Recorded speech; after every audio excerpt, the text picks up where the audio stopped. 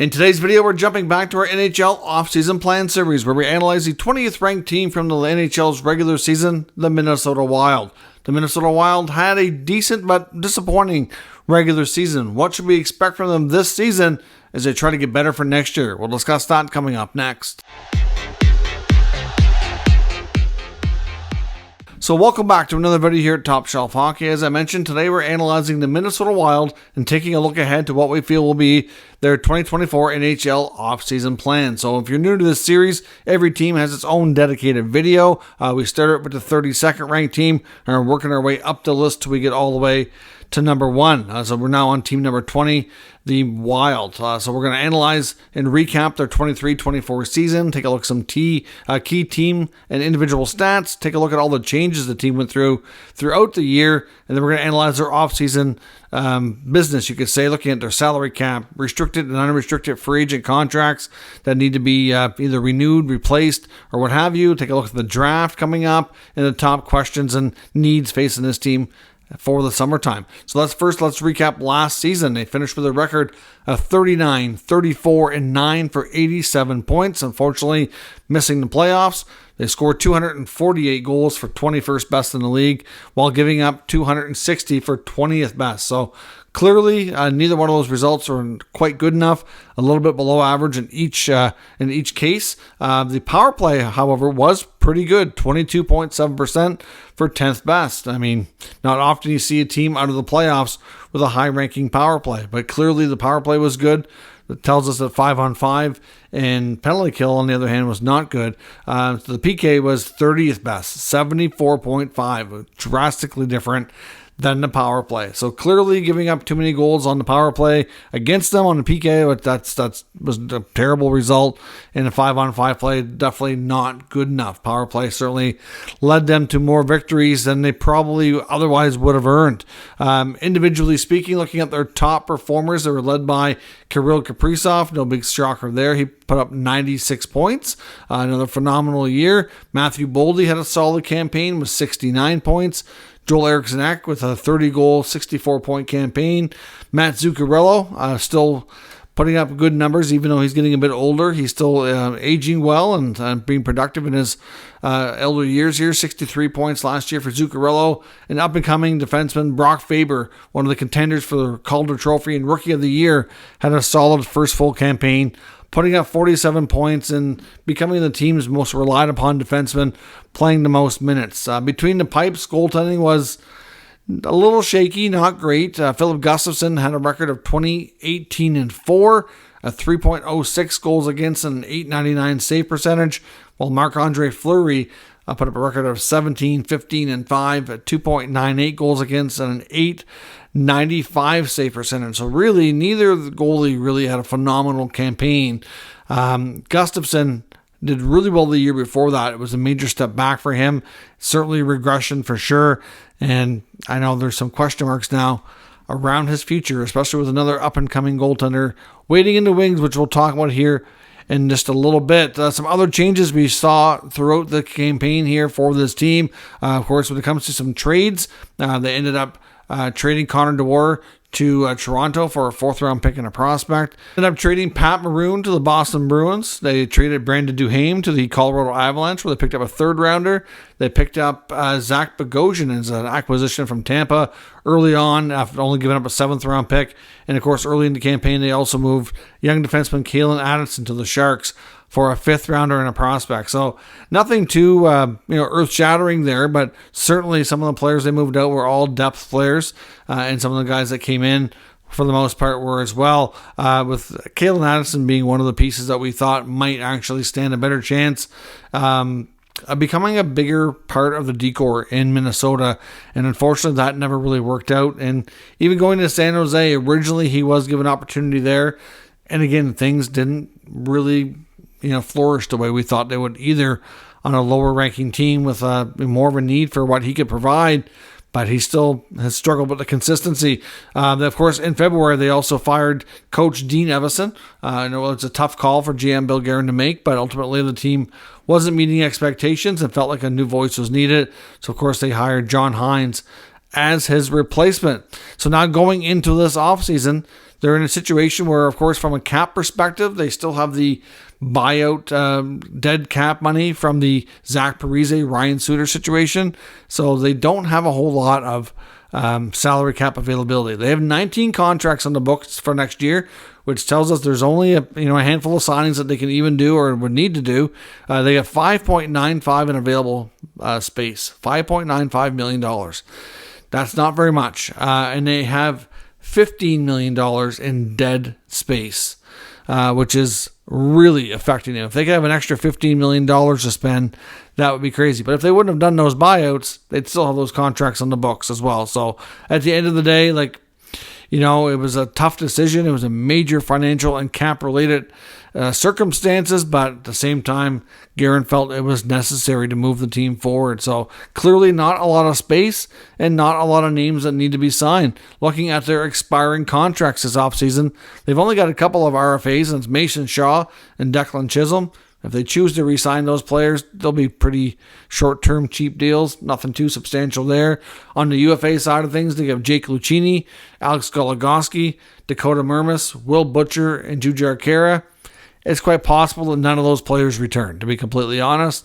Jake Lucchini was a decent call-up depth option for them. He's kind of become a little bit of a minor league journeyman with a little bit of NHL action the last few years. I'm not sure if they'll consider retaining him. If they do, it'll be on a two-way contract, and he'll probably have to put in some more time in the minors throughout the campaign next year if he's part of the Minnesota Wild organization. Otherwise, like I said, there's a good possibility here. You could re-sign Shaw and Chisholm for cheap money, and the UFAs probably all walk. It's just that simple. The other money on their books or the other roster spots will end up likely going to entry-level contracts. It's going to be difficult for Bill Guerin to really do a whole lot of change this year. The 2024 draft, of course, like most of these teams, will be an important event for this team. They only have 6 picks, but they are picking 13th overall. They lack picks in rounds number 3 and 7, but certainly the 13th overall pick should allow them to get a pretty decent prospect, although at that point in the draft, it's expected that the player is likely going to need about at least 2 years before they'll be, able to play NHL games. Most likely. You never know. There are exceptions to that, but looking at a lot of the prospects that are expected in that range, in that, 10 to 20 range, I wouldn't expect to see any of them in the NHL next year, with maybe the year after being the earliest, and even then, I don't know if it'd be a full-time type of role. So that 13th overall pick will become important. Obviously, the Minnesota Wild don't have the deepest prospect pool right now, so certainly, adding a player of that nature that can be hopefully somewhat of an impact player in the not-too-distant future would be rather important. After the draft, what are the top questions and needs facing this team as we head into the offseason? Well, first and foremost, one of the biggest questions and decisions that the team has to make is getting the extension done for Brock Faber. Brock Faber is clearly, one of the best players on the team already at a young age after one campaign. Logged a lot of minutes on that back end and became super important to them. So he's certainly looking for a long-term deal. Rumor has it with the minutes he's played and the numbers he's put up, it's probably a safe bet you're going to see a $7-8 million contract. Problem is, right now, they don't have that kind of money. But good news is this would be an extension that wouldn't kick in until the year after. So there is one more year that they could kind of deal with that cap situation, not have to worry about it affecting them for the season that's coming up. But he is already going to be in the final year of his rookie contract, so an extension is going to be looming large. The longer they wait to sign him, the number is going to go up. They know that, and I'm sure Bill Guerin wants to get this done as one of his top orders of business. There's also talk that they're likely going to address the goaltending, considering it wasn't up to snuff this past season. They've already re-signed Marc-Andre Fleury on a 1-year contract, so we know he's part of the team next year, and there's speculation that Philip Gustafsson very well could be traded. They have young up-and-coming goaltender Jesper Wallstedt, who's had some solid time in the minors since he's been drafted, and many feel he is ready and that the Wild could go with a tandem of Fleury and Wallstedt next year. So if they trade Gus, it's not a given that they get a goaltender back in return. There's certainly a number of teams out there that have been linked to Gustafsson that are looking for either a starting goaltender or a 1A, 1B type of goalie, which I think he's better suited for. That would certainly include the Los Angeles Kings, for example. I know they've been one of the main teams linked to a guy like Gustafsson, but there's certainly lots of other teams out there as well. So we'll see where he goes, but speculation is that the $3.75 million that they're paying Gustafsson right now very well could be traded out. And if they do that, it's most likely going to be a case where they bring back either like a future-based prospect, picks and prospect type of return, or maybe they bring back a player who can play right now, but maybe who somebody's on an ELC because they don't really have the space. They need all the savings that they can get. So trading Gustafsson and as well as extending Faber is probably the two most pressing issues. Now, there's also some speculation that they might move young center Marco Rossi. Now, that's not a given. He's still on his rookie contract, so he's not really hurting things cap-wise. But the belief is that he's got pretty good value right now after, really developing well in the last couple of years. I mean, there was a point where Rossi's development was kind of stunted because of the illness that he missed almost a whole season, after being drafted there. So certainly wasn't good for him, but he's come a long way since then and proven that he can be not only an NHL player, but a regular everyday NHL player with some decent production. And, considering his young age, he's only going to continue to get better.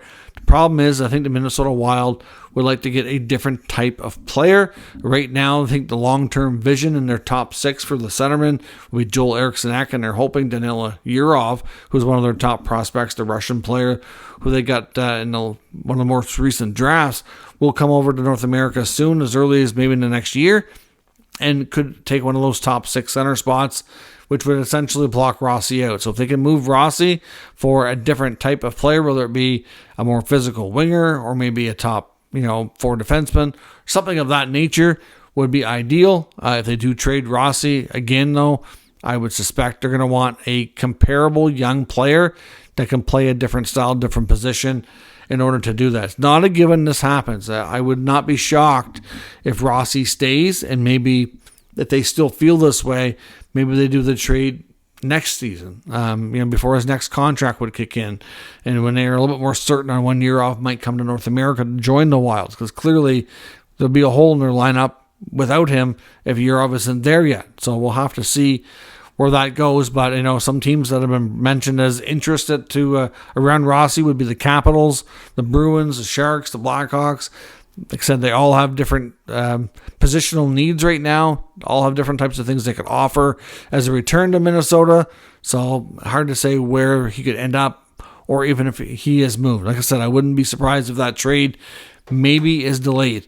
I wouldn't be shocked if they maybe moved another contract out strictly for cap relief, cap savings, and maybe replace that with an ELC. If you look through their roster, though, there's really not a lot of deals that to me make sense. That would be somewhat easy to move, or wouldn't be a detriment to your team. And I'm looking maybe Marcus Johansson, but there's not. They signed a lot of guys to the $4 or $5 million deals, like Marcus Foligno and Ryan Hartman, and then you've got Freddie Gaudreau on an extended deal. I'm like, these are just not guys I would have given that kind of term to. But Bill Guerin went and signed a bunch of these guys, and I wonder if he's having regrets. I don't know, but at the end of the day, to move one veteran guy to free up some cap space wouldn't be a shock. And it's hard to me, looking through the roster, I'm like, maybe Johansson, but it's not going to be easy to do. So because of that, I do largely expect that with a few tweaks, you're going to get pretty much a very similar looking Minnesota Wild team next year. You might see Fleury and Wallstedt as the goaltending duo, so that might be a little bit different there. And you might get one or two players, if they do end up trading Gustafsson or Rossi out, that might come back.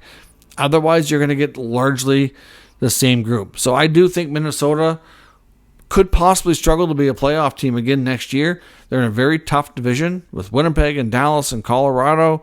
Even, they're all a fair bit ahead of them. And then you get, teams like St. Louis that were pretty comparable to in a lot of senses. So it's not going to be an easy situation for Minnesota. Bill Guerin's going to be in tough to move this team forward while they have that dead cap space of Parise and Suter. And I don't think they're going to end up seeing a drastically different looking team because of it. It's just that simple. They don't really have much opportunity to go out into the free agent market.